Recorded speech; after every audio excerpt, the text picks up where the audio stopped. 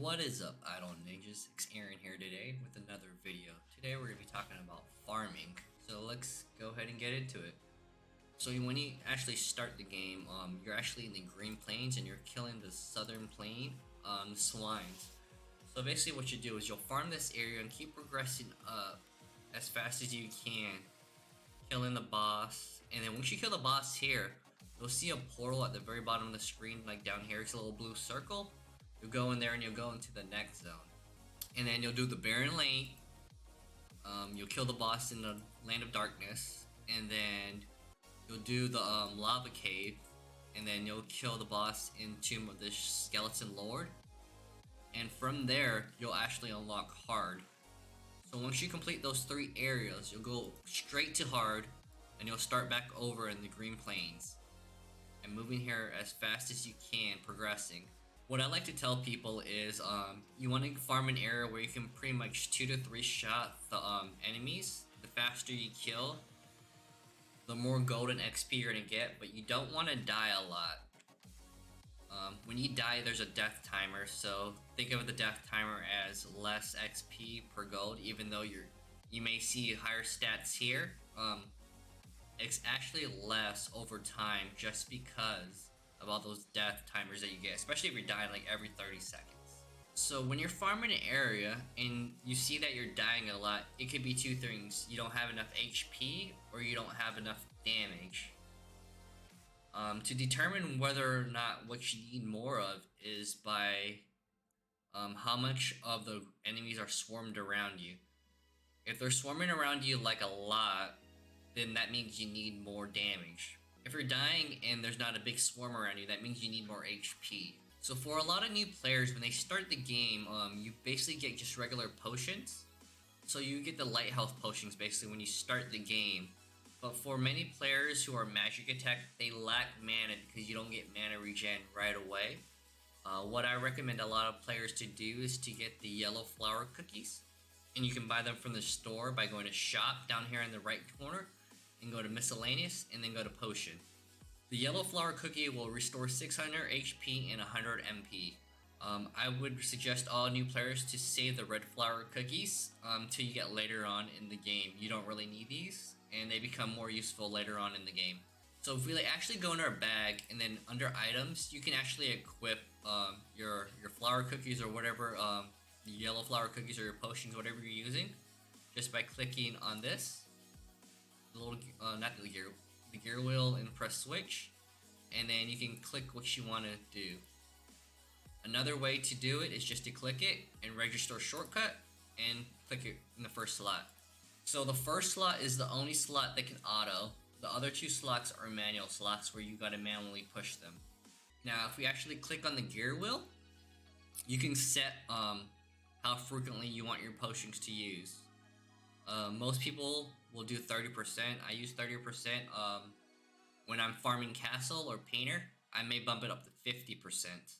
If you're dying a lot at 30%, you can switch it up to 50%, and that may help you sustain more and push to the next era. However, you gotta remember you're gonna be burning through a lot more of your potions, cookies, whatever you want to call them, more frequently. So there are different areas in the map to farm. So you can use your auto. So if you click it once and you see this little right here, this little white circle going around it, that is called the aggressive mode.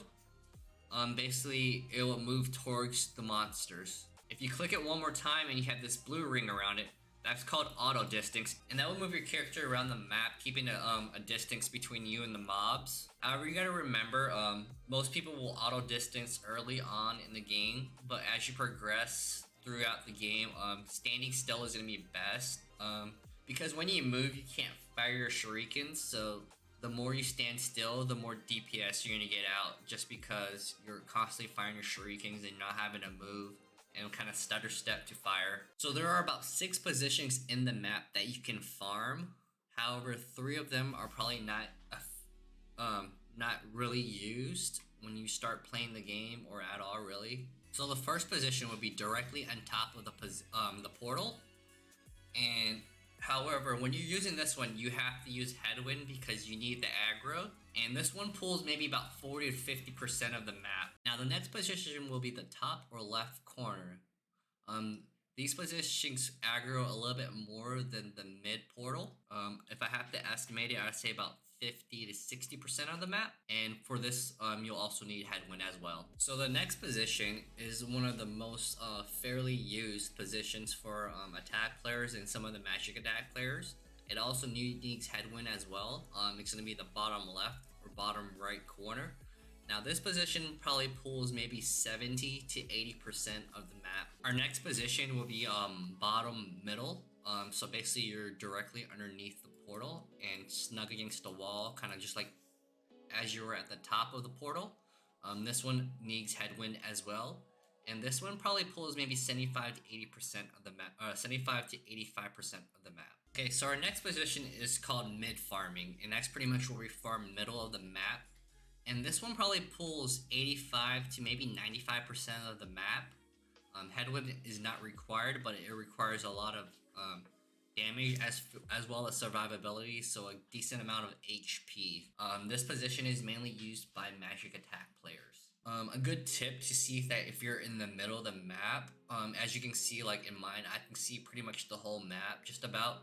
You can see right here where I can see the very top of the portal, and I can see the very bottom of the portal. So if you actually go to your settings by clicking the three little lines in the blue circle at the top, go to settings, and in here, if you're on an emulator, you'll see landscape, and you just make sure that you check the landscape button and then zoom all the way out with FOV, and that will open up your map. So if you actually turn off landscape mode, you can see like how much we don't actually see. You can still see the top of that and that, but we can't see that side areas. So I like playing in landscape mode when I'm on my emulator. When you're on iOS or on your phone, landscape mode is not available. So what you'll do is when you have your phone in your portrait mode, you just turn it to the side and it'll shift over to landscape mode. All right, the next position that I'm going to talk about is not really used by many people.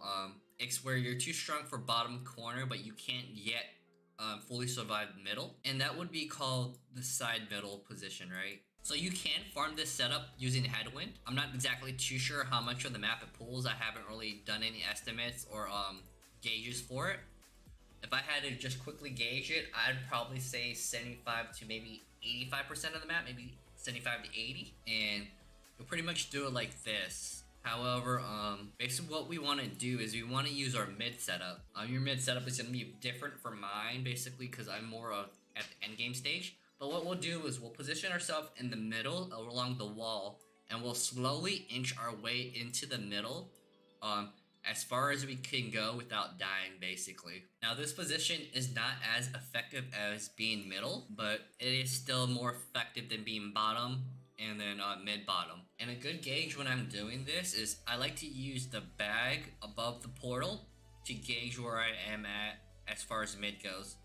So right now I'm in between middle of the map and the wall base in the corner. And as you can see, I still have a lot of more mobs I can pull here, so moving a little bit more, I can draw more mobs basically. And as we inch our way closer and closer, more mobs will come out, but not as much as if we were full middle. Alright, now you're trying to wonder what position is better for me in farming. What I like to tell people is to test the areas, right? So you can test like the corner or test bottom mid. What I tell people to do is just to go into your power savings and run this for about 5 to 10 minutes.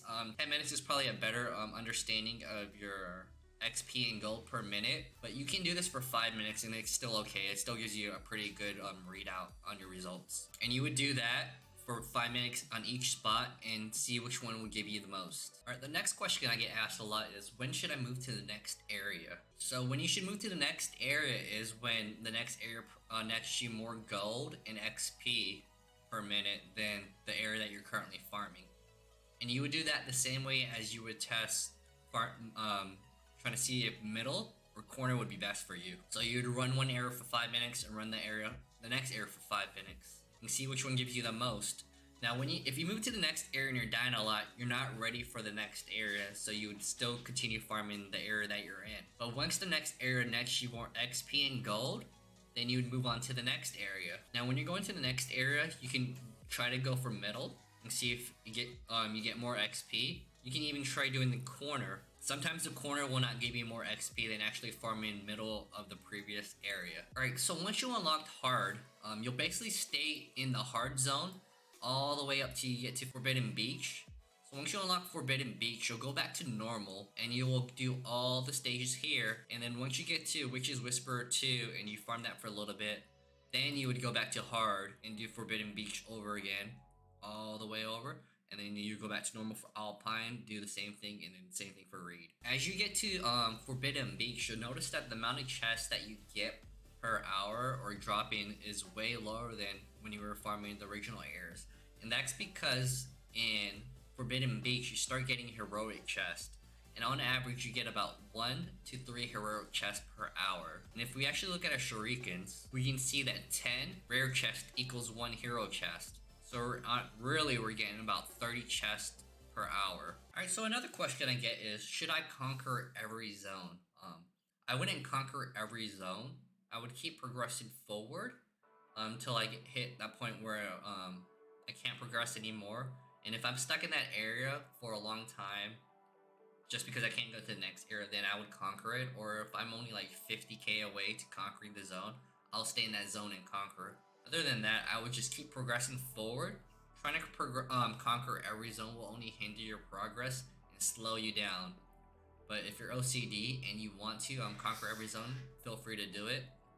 You can always go back later on in the game and use your tomos to explore and conquer the zones. Now another question is, should I get every title in every zone?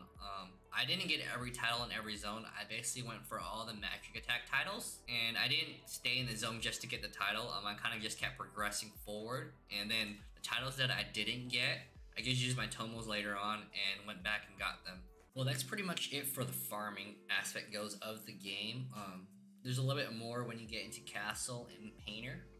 I'll probably make a separate video on that in the future. But if you like the video, go ahead and hit the subscribe button and hit the like button. Until the next video, guys. See ya.